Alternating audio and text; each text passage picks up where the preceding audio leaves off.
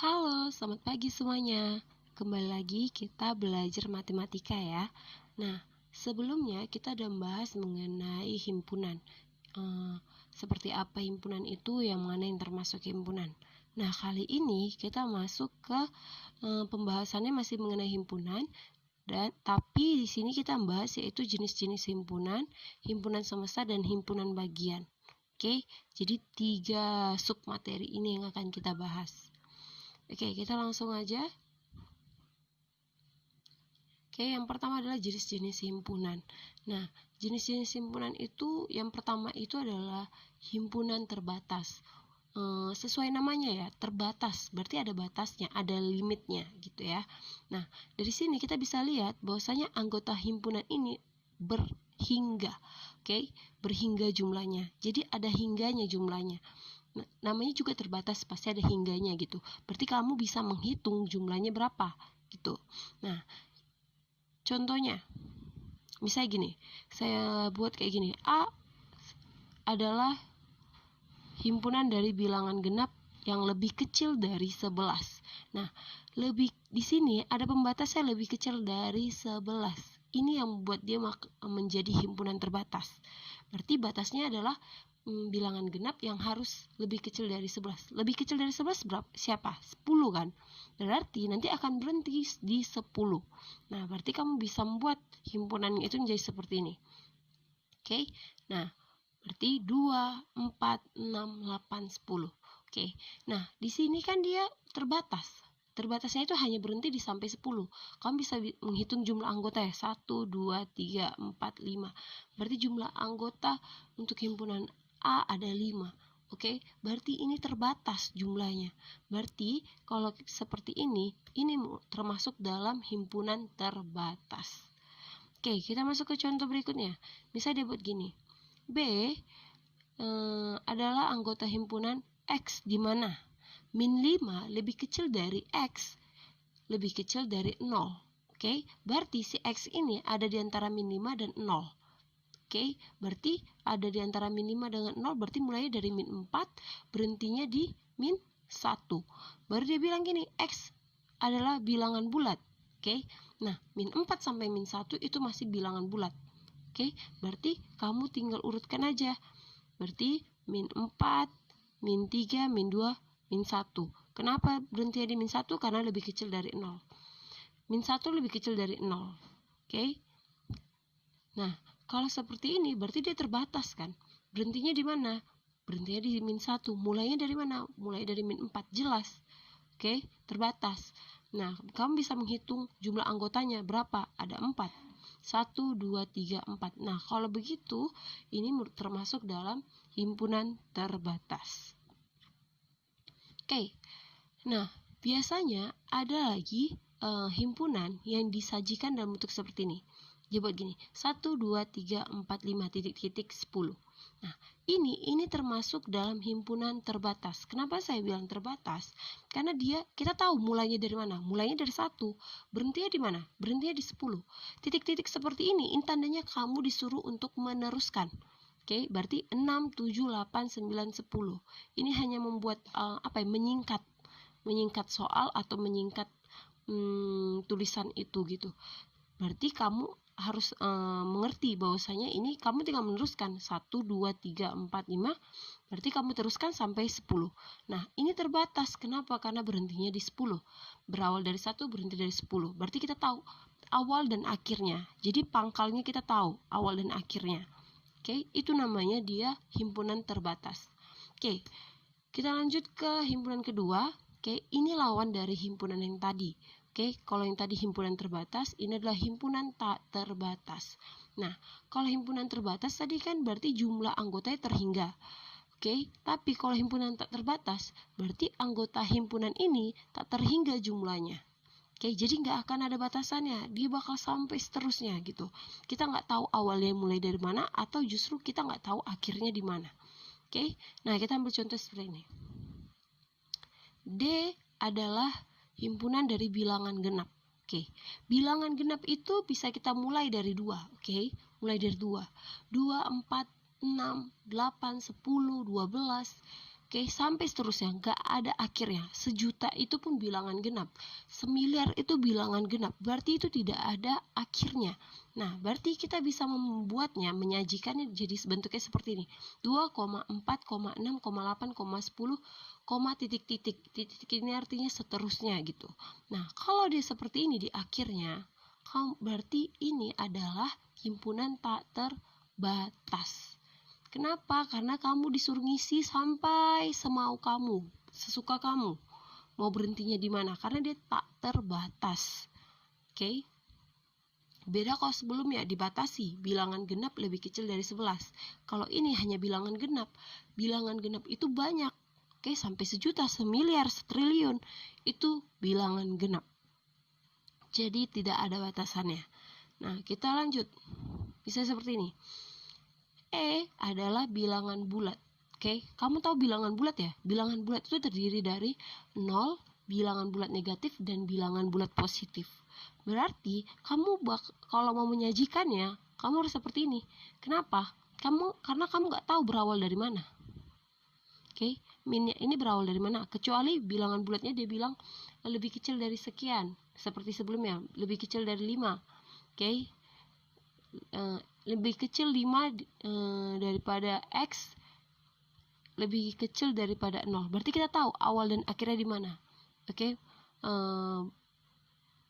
mulainya dari mana? Dari -4, berhentinya di -1. Tapi kalau ini dia hanya bilang bilangan bulat, berarti kamu harus mulainya dari bilangan negatif. Oke, bilangan negatifnya kita nggak tahu. Ada negatif 1.000.000, ada negatif 2.000.000, ada negatif 100, ada negatif 200. Kita nggak tahu mulainya dari mana. Berarti kita buat titik-titik.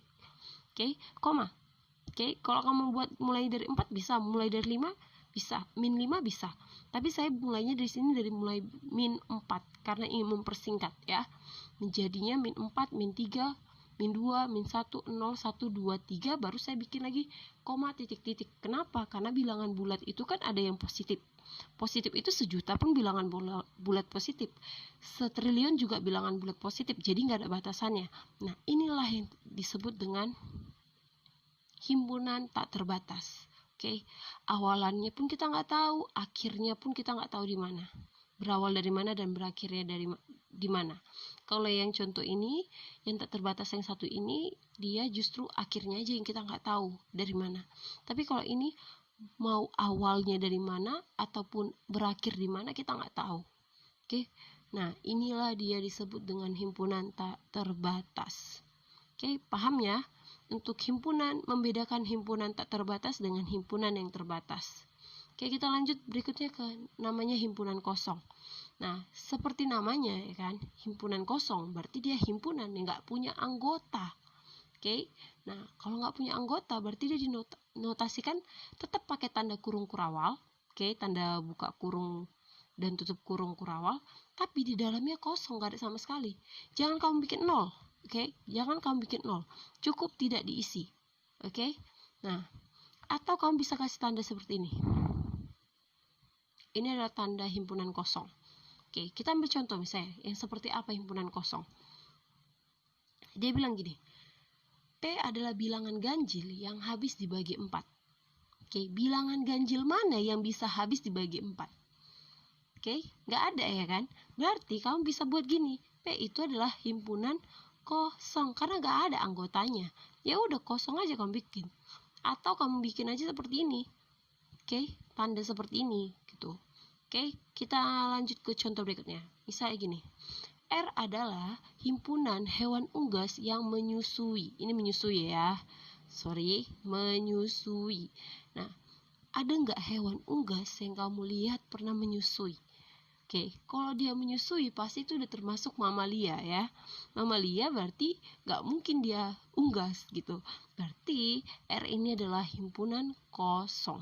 Kenapa? Karena anggotanya nggak ada. Mana ada hewan unggas yang bisa menyusui. Ada burung ayam yang bisa menyusui atau burung gagak menyusui, nggak ada ya kan. Berarti ini adalah himpunan kosong atau kamu tulis dengan lambang ini. Oke, sampai situ udah paham untuk jenis-jenis himpunan. Oke, biar kita lanjut ke berikutnya. Materi berikutnya adalah himpunan semesta. Nah, himpunan semesta ini adalah himpunan yang memuat semua anggota himpunan yang sedang dibicarakan. Oke, dia harus memuat semua anggota himpunan itu. Nah, biasanya dinotasikan dengan huruf S. Oke, dari kata semesta berarti S. S-nya harus huruf besar ya. Oke, nah kita lihat contohnya. Misal gini, A, anggota himpunannya adalah sapi, monyet, kambing, kanguru. Nah, biasanya soalnya itu adalah kamu disuruh menentukan, buatlah himpunan semesta dari himpunan A ini.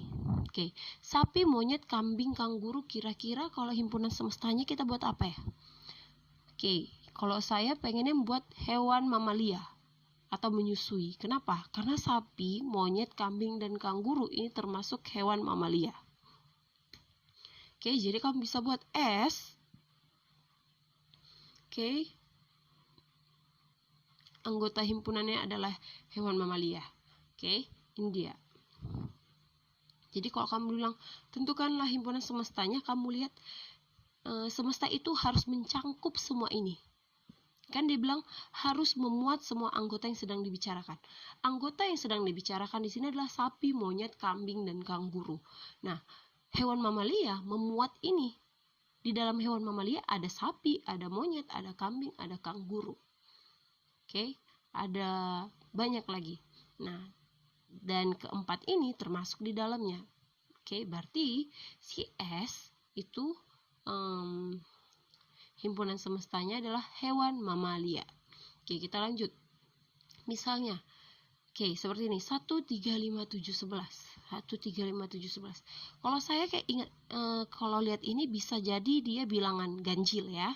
Oke, bisa kita buat bilangan ganjil. Bisa kamu buat bilangan prima. Oke, 1, 3, 5, 7, 11 ini bilangan prima juga bisa. Oke, kamu bikin juga bilangan bulat juga bisa. Oke, bilangan asli juga bisa. Oke, berarti ini kalau kamu disuruh tentukan semestanya, banyak aja jawabannya. Bisa kamu bikin semestanya adalah bilangan ganjil. Atau S-nya sama dengan buka kurung, kurawal, bilangan prima. Bisa juga. Banyak pilihannya untuk yang satu ini. Oke, itu dia. Nah, paham ya untuk menentukan semesta himpunan semesta itu seperti apa? Oke, kita lanjutkan. Nah, biasanya kalau kita membicarakan himpunan semesta, pasti ada namanya komplement. Oke, komplement. Nah, komplement ini adalah himpunan yang anggotanya bukan anggota himpunan yang sedang kita bicarakan. Oke, itu dia.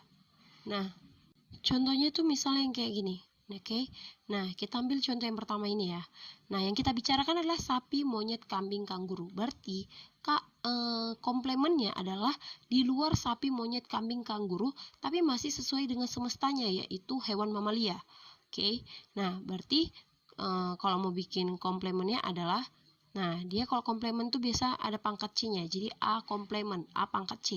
Nah, berarti kamu bikin kucing, kerbau, kuda, apalagi kelinci bisa, anjing bisa, kudanil bisa, asalkan tidak memuat yang 4 ini. Oke, asalkan tidak memuat yang 4 ini, nah itu masih boleh.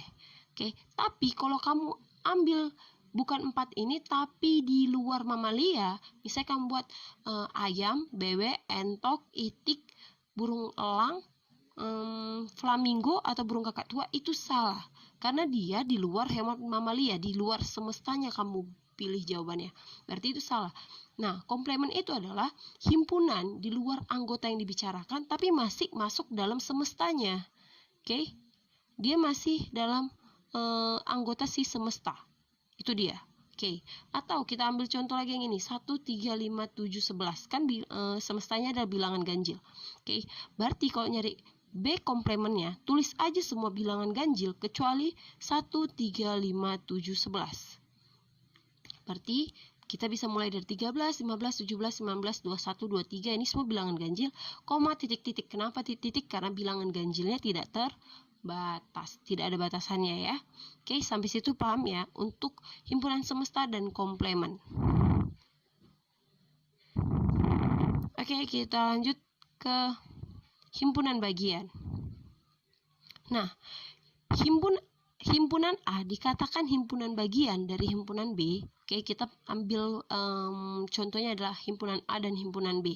Nah, himpunan A akan dikatakan himpunan bagian dari himpunan B jika semua anggota himpunan A juga anggota dari himpunan B. Semua, ingat kata semua. Jadi kalau misalnya ada salah satu anggota himpunan A yang bukan anggota dari himpunan B, berarti itu bukanlah himpunan bagian. Oke, nah kita ambil contoh. Misal gini, bilang A adalah anggota himpunannya adalah bilangan genap. Oke, bilangan genap. Oke, kalau bilangan genap berarti 2, 4, 6, 8, 10 dan seterusnya. Lalu si B dia buat bilangan bulat. Sedangkan bilangan bulat itu dari bilangan bulat negatif ada, 0 ada juga bilangan bulat positif. Nah, berarti si bilangan genap itu pasti ada di dalam bilangan bulat. Semuanya, semua bilangan genap pasti ada di dalam bilangan bulat.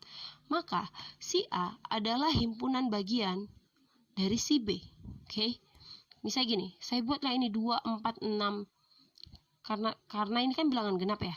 2, 4, 6, 8, 10. Kalau bilangan bulat kan berarti dari min 4, min 3, min 2, min 1, 0, 1, 2, 3, 4, 5, 6, 7, 8, 9, 10. Pasti semua anggota bilangan genap ini ada di dalam bilangan bulat. Makanya si A adalah himpunan bagian dari si B. Oke.